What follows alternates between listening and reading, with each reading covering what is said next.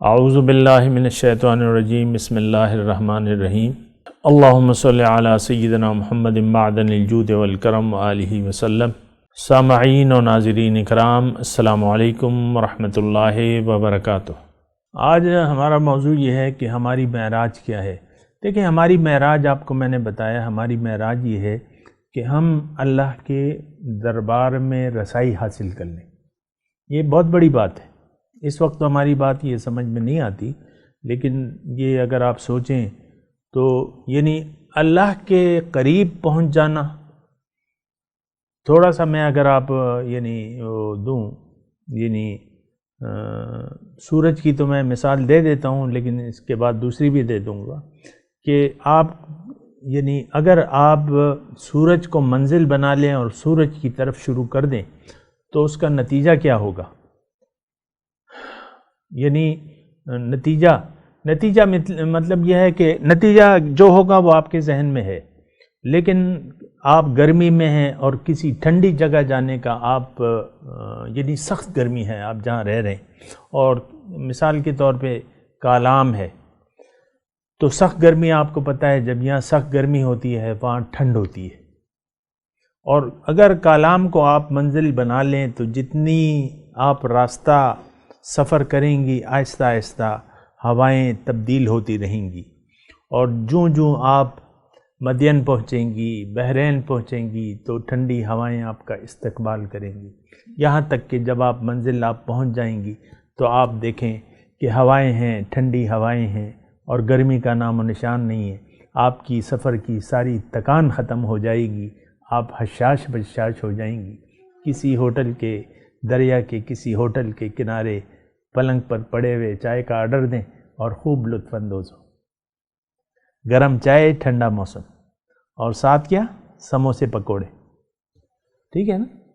تو یہ مطلب میں ویسی مثال دے رہا ہوں آپ کو کہ آپ مشکل میں ہیں، یہاں انسان جو ہے مشکل میں ہے، لیکن اگر یہ اللہ کو اپنی منزل بنا لے تو راحتیں، فروح و ریحان قرآن میں الفاظ ہیں، خوشبوئیں ہیں اور خوشی ہے اور خوشبوئیں ہیں، اور آپ جب اللہ تک کے جتنا بھی آپ قریب جاتی جائیں گی تو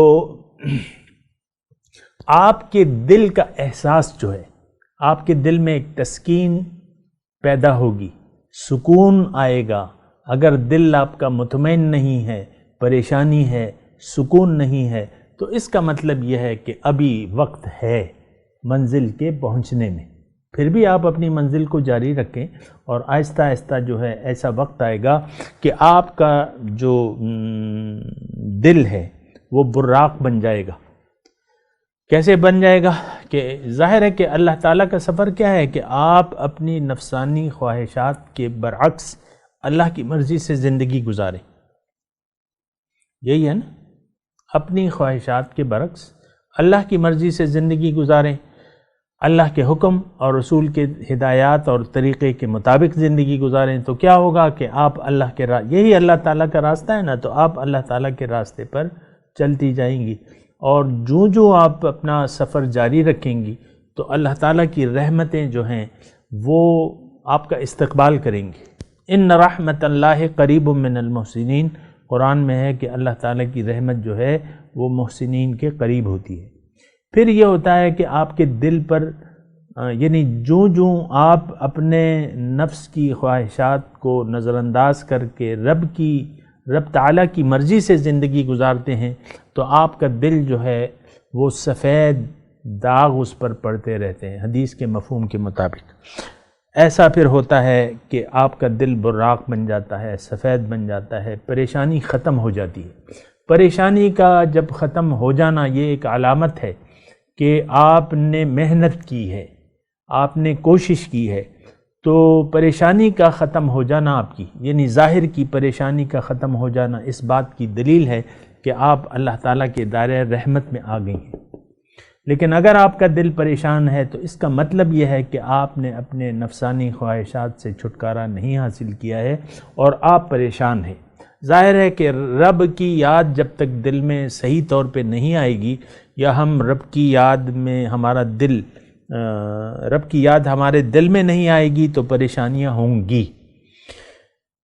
لیکن آپ نے اگر اپنے دل کو خالی کر لیا خواہشات سے، آخرت کو ترجیح دے دی، تو پھر یہ ہوگا کہ آپ جنت میں پہنچ جائیں گی. ایسا لگے گا آپ کو کہ میں جنت میں ہوں. بس سکون، ایک دیر پا سکون، ایک دائمی اطمینان اور خوشی، یہ کیفیات آپ کی ہوں گی. تو اگر ایسا ہے تو اس کا مطلب یہ ہے کہ آپ اس دائرے تک پہنچ گئی ہیں. لیکن اگر نہیں ایسا اور آپ کو مسلسل پریشانی کا سامنا ہے تو جہد مسلسل کی ضرورت ہے. مسلسل کوشش، اپنی منزل کو بھلائیں نہیں، اللہ کے راستے پر استقامت کے ساتھ چلتے رہیں اور خوب توجہ سے، خوب احتیاط سے زندگی گزاریں، تو آپ کی منزل دور نہیں ہے. فارسی کا ایک شعر کا ایک ٹکڑا ہے، وہ اس میں شاعر کہتا ہے کہ تیز تر گامزن منزل معدور نیست، جلدی جلدی قدم بڑھاؤ منزل دور نہیں ہے. ظاہر ہے کہ یہ ایسا راستہ ہے، اللہ کا راستہ ایسا راستہ ہے کہ جو اس پر ایک قدم بڑھاتا ہے تو اللہ تعالیٰ نے حدیث قدسی ہے کہ میں 10 قدم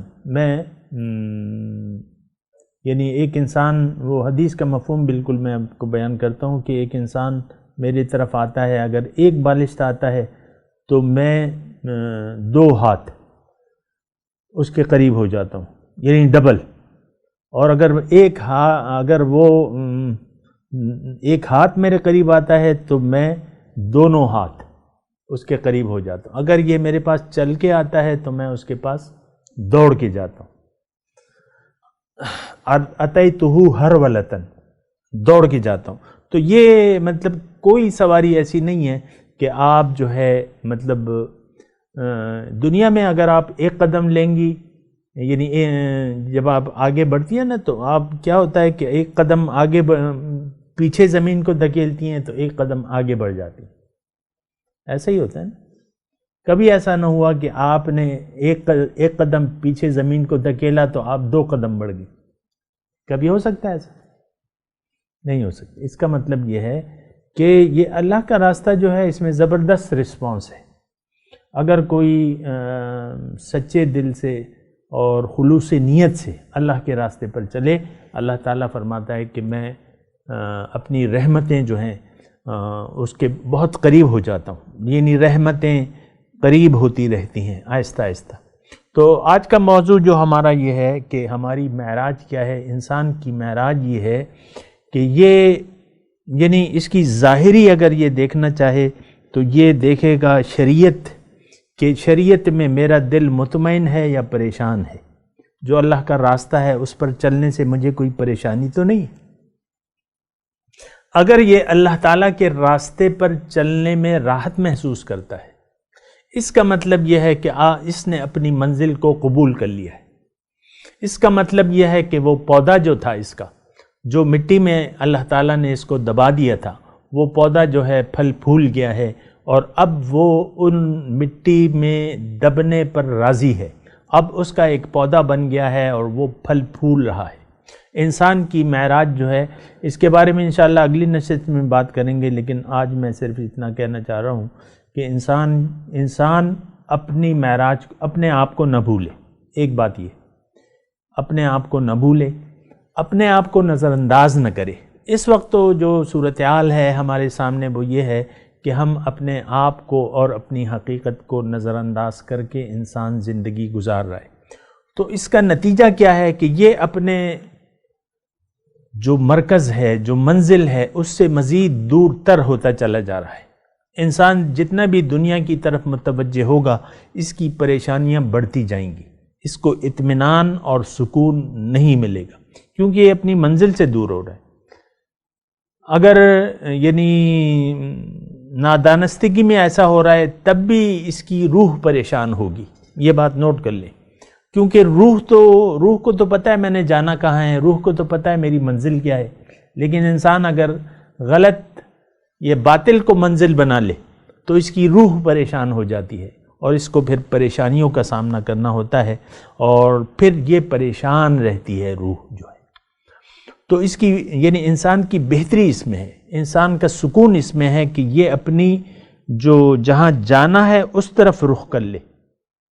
وَأَنَّ إِلَىٰ رَبِّكَ الْمُنْتَهَىٰ، اے انسان تیری منزل تو تیرا رب ہے۔